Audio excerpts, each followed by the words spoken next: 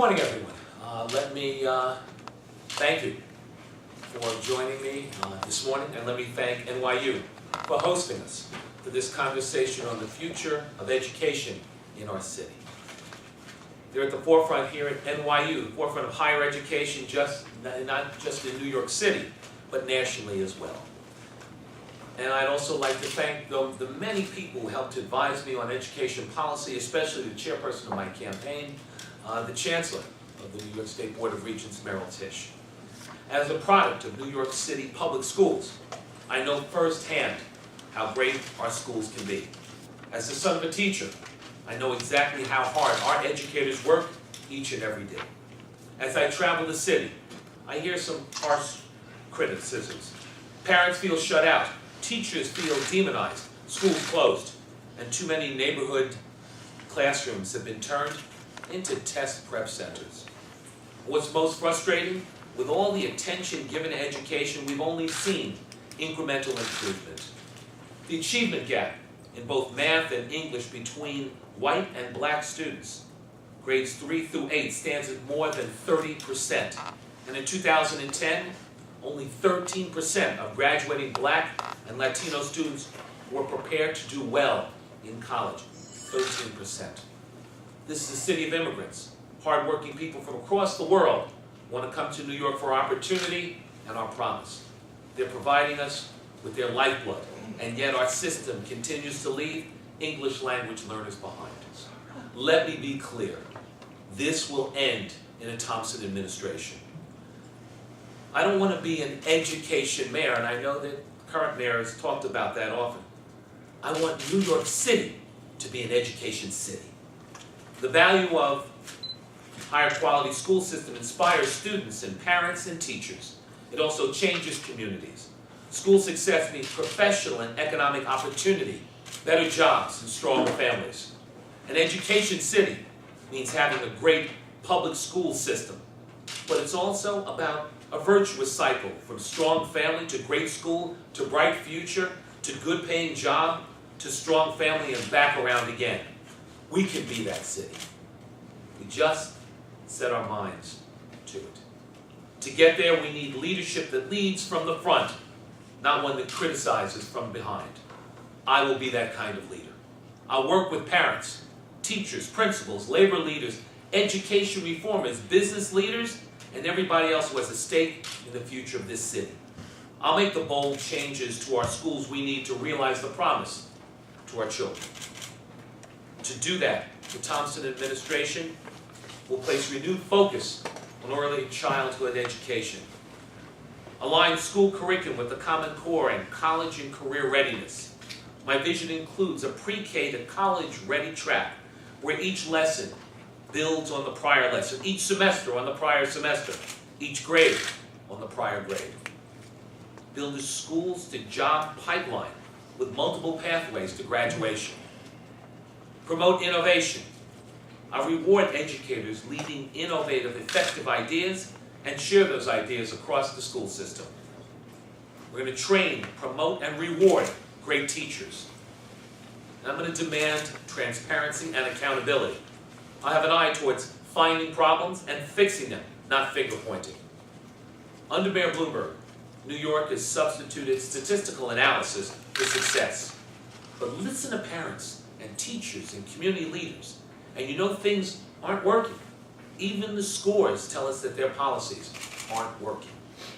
Too often we end up wondering why students are off track when they're older, instead of focusing on keeping them on track from the beginning. Without a doubt, the number critical to keeping children on track is the number 5. The way a 5-year-old behaves, how he or she acts in the classroom, how he or she plays with other children, how they respond to a teacher, is a tremendous predictor of education success down the road. Yet, according to a national survey of kindergarten teachers, only 2 in 5 children are academically prepared for school. That's why I'm calling for the creation of a new initiative that will deliver comprehensive services to students aged 5 and under.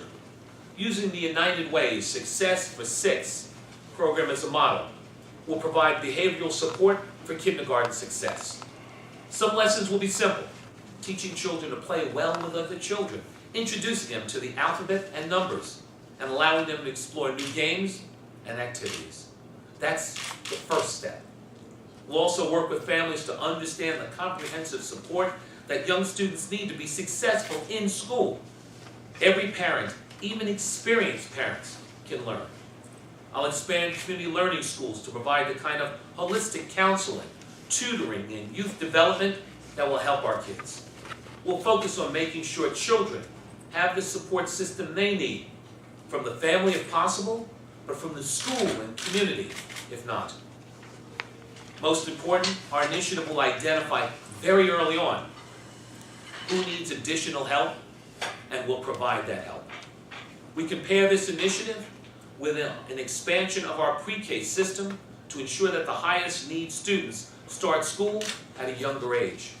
This renewed focus on early education will prepare our kids for success, not only in the classroom, but also in life. Studies show that children attending pre-K are more likely to have savings accounts and own their own homes. That shouldn't be surprising. Their average salaries are higher than those who didn't attend pre-K. In fact, an 18-month investment of $9,000 in preschool yielded at least $90,000 in benefits per child in increased earnings, tax revenue, and other measures. Once students enter pre-kindergarten, we need to carefully track their progress, so each step of their education builds on the one before it. I believe we need a truly pre-K to career and college-ready system, where students are not repeating the same work, not reading the same material, and where each lesson and each year builds on the last one. Together, this comprehensive, connected approach will help to make sure we start kids off on the right track and keep them there. This takes time. That's why I also believe longer school hours and school years are required. Some charter schools have implemented longer hours, but charters cannot be the only places of innovation. Public schools should also test new ideas and implement those that work. Longer school days and school years are exactly one of those successful ideas. It means more time for teacher collaboration, more time to challenge students with new subjects, and more time to identify and help kids at a young age who are struggling. We'll work with communities to tailor longer school days and years to serve their needs. One easy way to make sure existing programs contribute to better education is to lengthen the school day by making sure we integrate after-school programs with what's happening in the classroom. We're already paying for after school, and that's good. Now we need to connect it to daily lessons. After school should be part of school. This means children will have more time on task, and teachers will have more time to supervise their students. I also believe we have to expand and recraft our gifted and talented program, not just in terms of the number of seats, but the way we admit students. I believe the capacity of our gifted and talented program and every school initiative should be equal to the potential of our students. Every child who qualifies should have a seat, and there should be a gifted and talented program in every community. But most important, we need to make sure that our school system gives every child the education he or she needs, whether it's gifted and talented, special needs, or learning English. New initiatives to deliver wraparound services to kids from day one, and longer school days is a good start. But we also need to make sure the lessons we're teaching during these extended periods are valuable. Right now, an obsession with test scores is driving our education policy. Our teachers don't have the freedom to drive innovative curriculums. They don't have the freedom to make sure that students are well-versed in science, in the arts, in history. They're shackled to test prep. That's wrong. Talk to parents. Talk to teachers and educators. They'll tell you. Ask college admissions officers and employers. They'll say the same thing. Tests have their value. They give us a snapshot, but it's not the only picture. Here's the reality. For all the mayors focus on test scores, nearly 80% of New York City high school graduates, including many who test well, need to relearn basic skills before they enter the City University's community college system. Clearly, test scores alone are not cutting it. We need a wholesale rethinking of how we test our students. I start with a core belief. Tests should be a barometer of how much our kids are learning, not their test-taking skills. That's why I strongly support Common Core. We should use it to shift the testing paradigm. With Common Core, critical concepts will drive lesson planning, and those concepts can be reiterated in the games younger students play across different subjects and in after-school programs. Teachers will have freedom to convey those concepts, and with teachers understanding the lessons they must teach, they can more easily help those who need more help. It's especially important for our English language learner students. Not all kids will do everything at the same time. The Common Core will give teachers the opportunity to help them reach their potential. It will help us incentivize classroom innovation. If teachers in schools are doing particularly well and motivating students in an innovative way, let's reward them. I'll create a mini grant system for the most innovative schools, especially when it comes to career and college readiness. When educators do something well, we'll give them the opportunity and resources to do even more of it. And then maybe take those ideas and work them into every school.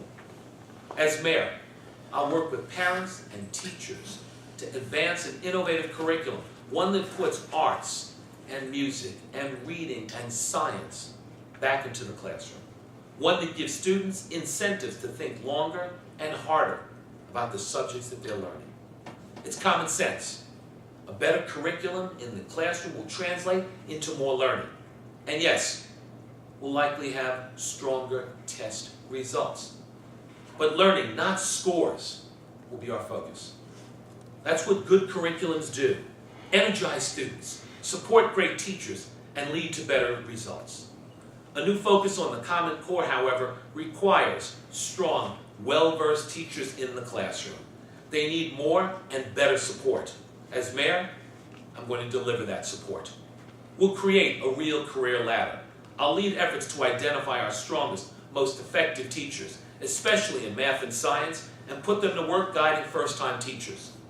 These teachers can take an additional leadership function at the school level. When schools work better and have capable, invested leadership, our students will do better. We'll expand the Master Teacher Program.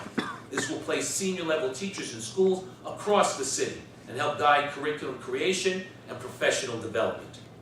We have 1,700 schools in New York City. I believe as many as possible, especially those in traditionally tough neighborhoods, should benefit from having senior-level teachers guiding younger educators.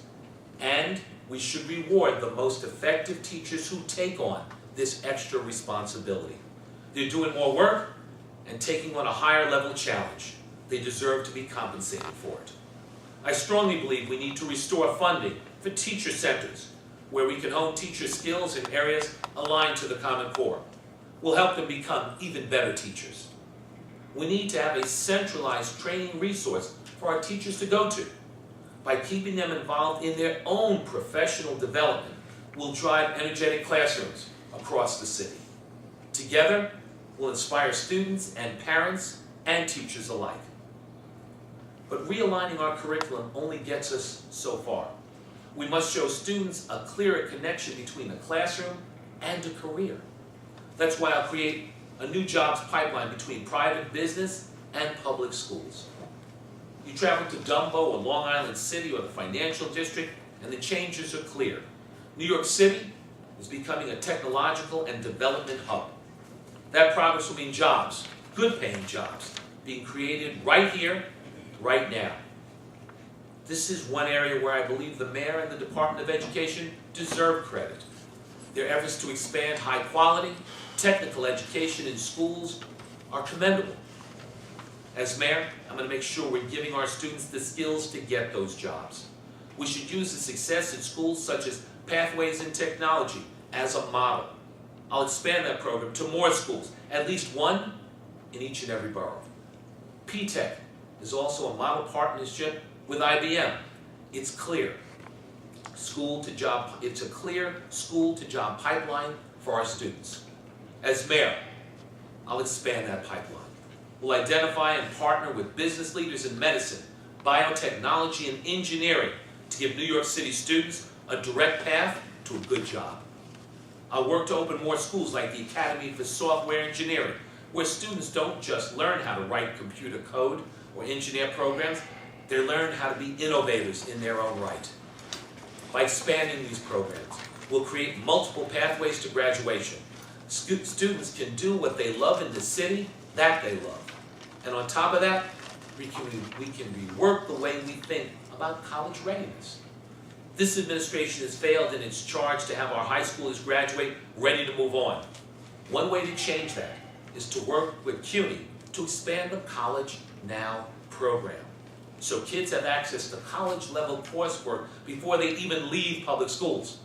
I had the opportunity to do that and help expand that when I was the president of the New York City Board of Education. It's time to expand it on an even higher level right now. That way our children, they are challenged by higher level coursework earlier in their academic life. Connecting students in good jobs is just the start. Seeing their sons and daughters get good paying jobs in a burgeoning industry, parents and communities will begin to see public schools in a newer light. That kind of innovative, inspirational approach deserves an accountability standard to match. I know a little bit about delivering accountability to our public schools. As the head of the Board of Education, I was the first to open up the books and provide real accountability. That had never been done before. Also hadn't been done to have the lights turned on for the comments. As mayor, I'll focus on finding problems and fixing them, not finger pointing and criticizing. Progress reports were a step in the right direction, giving parents a standard by which to evaluate the schools. But the mystery math behind the calculations often leads to unfair results. For example, how is it possible that a school can get an A one year and a D the next year? Same teachers, same students, yet the school is suddenly labeled a failure. Those unfair, unclear, unexplained results are used to close schools. The one clear thing about that, it's just not right. I'll make our grading system transparent. Progress reports should tell parents about the whole school, not just a single classroom. How engaged are the teachers? What's the culture like at the school? Is there a strong PTA structure? That way parents can make informed decisions about which school is right for their children. Right now, school policy is governed by a board that features no parent representatives and has consistently followed the will of the mayor. That's not accountability, that's not the New York way, and that's not the Thompson way. My policies will work for this city and its people. As mayor, I'm going to explain what I believe. People on the education panel will support my policies because they're the right policies, not because they owe their jobs to me. Same goes for same for teachers. Teachers are accountable for what happens in their schools and classrooms. Simply threatening teachers with arbitrary scores, as Mayor Bloomberg has done, isn't accountability, it's criticizing from behind. The city needs to use more than just tests to evaluate our teachers and make sure teachers have a clear understanding of the metrics. I believe in a system that incorporates scores, professional observation, parent and peer feedback, and more. And the system should reward teachers who take on our challenging students, like those with special needs or English language learners. I'll reform this process and deliver greater accountability in our schools. Until we make these overhauls, it's clear to me that we need an immediate moratorium on school closures. During his term, the mayor has closed more than 150 schools, in large part based on these questionable accountability standards. That's not leadership, that's throwing in the towel. And one thing you can count on from me is that I won't throw in the towel in any neighborhood in this city. Students in every school deserve the same chance of success as students in every other school. Closing a school should always be the last option, not the first. As mayor, I'll stop school closures and introduce a comprehensive system to support struggling schools. That's why I will create an incentive program to reward teachers who take on these challenges. Putting our most effective teachers into the toughest neighborhoods and the toughest schools will give them that chance.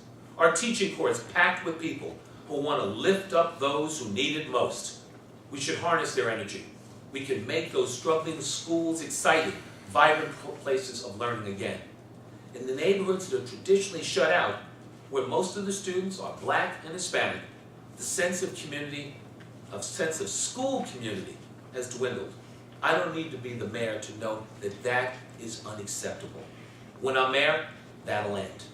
At the heart of all of this is something I believe can guide us, can guide much of what we do in this city. It can help carry forward those who feel left behind. I believe in the connection between our schools and the future of our city. I believe in great schools supporting strong families and vibrant communities, leading to good-paying jobs and a bright future for working-class people. Schools are at the heart of that cycle. And in doing so, we will move every student, every classroom, every school, every community, and every corner of our city forward. Every neighborhood in New York, learning, thriving, succeeding, prospering. That's the New York I believe in. That's the education city that we're going to build. And we're going to build it together. So let me thank all of you again for being here this morning to hear an outline of some of the views I have on education. Now we're going to build a stronger, better education system for all of our students. We owe it to them. That's part of it. We owe it to our students. We need to create and bring about differences. We need to bring back the respect, the trust, the collaboration again with our teachers and towards our parents. That's an education city. That's the city that I want this to be. Again, thank you so much. Thank you. Can you take questions? Your questions? Yes. Can you just elaborate a little bit? You talked about you're going to end school closures, but then you also We're say going to end. school closures, but that you're also, if any school, public or charter, isn't meeting a standard, that you'll take action. So can you just elaborate on what the actions would be? No, I think that if you look, the things that need to occur in schools that aren't succeeding, there are old models that have been used that worked. There was something when I was at the Board of Education we called the Chancellor's District. Chancellor's District, if you go back and take a look at it, schools were failing. You took them at that point out of their school district, you put them in the Chancellor's District, you capped those schools as far as enrollment. You went to smaller class size, you went to a more regimented curriculum, you went to stronger and tougher professional development, more collaboration with teachers. You went to an extended day. All of that together, and honestly, that cost a bit more money. The federal government's providing additional dollars to turn schools around these days. All of that worked to turn schools around. That's how you turn a failing school around. You don't do it necessarily by closing it. You work to keep it open first. That's a policy that we should employ. School closings are a mission of failure. You're giving up on communities, you're giving up on schools and students and teachers. We need to turn those schools around. It can be done. So rather than throwing up our hands and turning our backs, we need to invest in those schools and turn them around, and then they work. So, as I said, it's been done before. This administration has chosen not to do that. You mentioned multiple pathways to graduation. Isn't that the Regent's prerogative? What can the mayor do there? Well, I think that as you look, it's the mayor in providing and working curriculum to say that in the end, I know that there's certain standards that have to be met, but how students get there and the things that they learn and the opportunities that they have, that's up to us. So in the end, it's the certain standards that the regents lay out that have to be met, but we can start to create different ways. I mean, if you look at schools like, and I did mention aviation high school.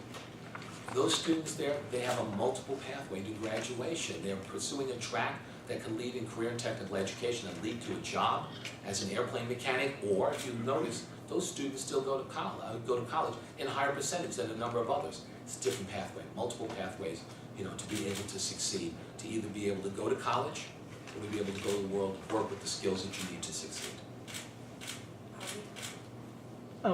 In regard to the panel for education policy, I think you said over the weekend that you would support having one less than the majority in terms of mayoral appointees, and also I think you would also mention requiring community approval before co-locations of a school. I was wondering if you could just explain like your vision of mayoral control if you're sort of ceding some ground that Mayor Bloomberg has used. I'd like to see parent involvement. I'd like to see the CECs involved in co-location. I'd like to see parents. I'd like to see individuals on the local level involved.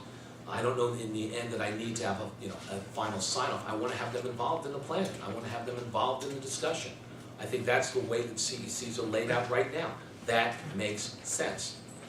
Number two, on the Priorities Education panel on the PEP. On a 13-member panel, I can take 6 appointees. If I can't convince one person that what we're doing is educationally sound, then there's something wrong. Greatest example is the mayor as he went to jump from the end of social promotion, and they tried to implement that. It was either March or April. The panel didn't vote in favor of it. It wasn't sound. If you're going to do that, you need to start that at the beginning of the school year, not the end of the school year. That was not sound educational policy. He couldn't get them to vote for it. He removed the members. They had another vote. He put commissioners and others on, and they approved it. That's a perfect indication of bad educational policy. That's not the way things should have gone. It should have started that people, students and parents and teachers should have been informed at the beginning of the school year that that's what you were going to do, and that if you didn't perform at a certain level, you were going to go to summer school. So instead you let people know in May that they were going to want to go into summer school in July. That was wrong. That's bad policy. And that's a perfect example. Just to start, as far as longer school day, longer school year, increased services for kids 5 and under, how would you propose paying for all those? If you look at all the dollars that they've contracted out of the system, bring some of that back in, and the money's there. This isn't mystery. Go and look at the excessive amounts, the hundreds of millions of dollars that are contracted out of the public school system these days. Bring that money back in-house, and you'll have the dollars to be able to create a longer day in different neighborhoods across the city of New York. Absolutely. So over the weekend you had said you were against the letter grade grading system.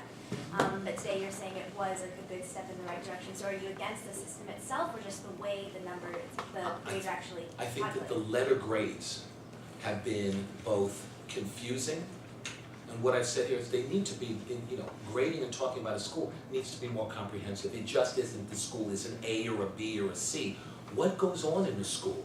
What makes that school enticing? Let's break it out. Let's explain things. Let's not do one letter here and this is an A, and then there's nothing against it. The letter grades have been very confusing.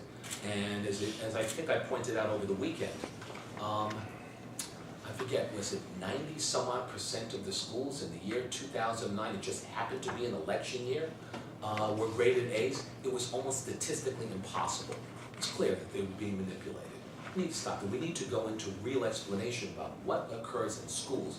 As I pointed out, parent association, what type of curriculum, what are the add-ons in the school? Is there art and music education? What happens in the school? That explains what a school is.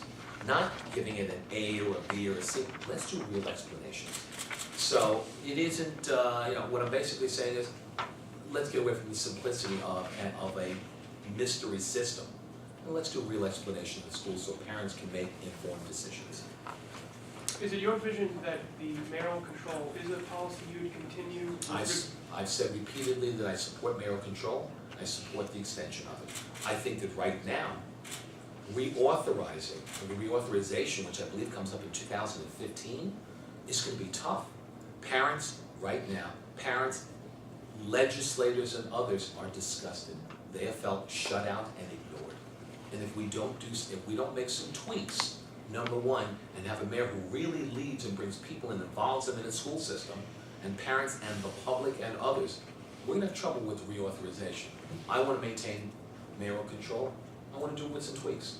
How would that square though with losing majority on the PEP? It's, as I said, if losing majority on the PEP, if you can't, I know, I led a board.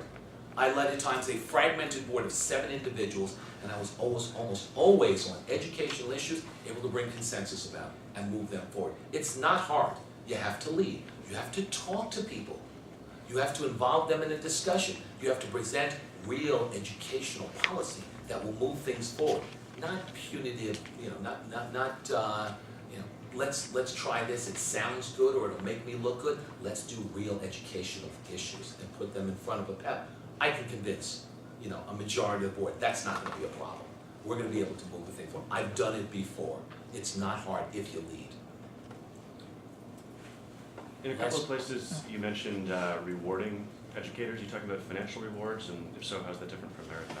It's not, as I said, it's not asking teachers to when I'm going into tougher schools across the city of New York and ask the teachers, stronger teachers to go into those schools. And in that case, I'd like to create financial incentives to do that. Last question. Yes, sir.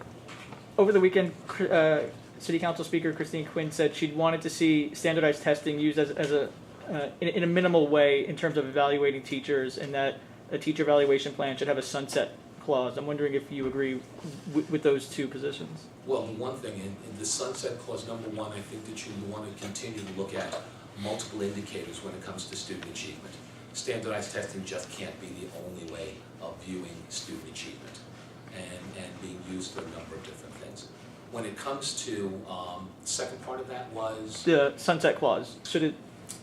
If I remember correctly, every other school district in the state had a sunset provision included.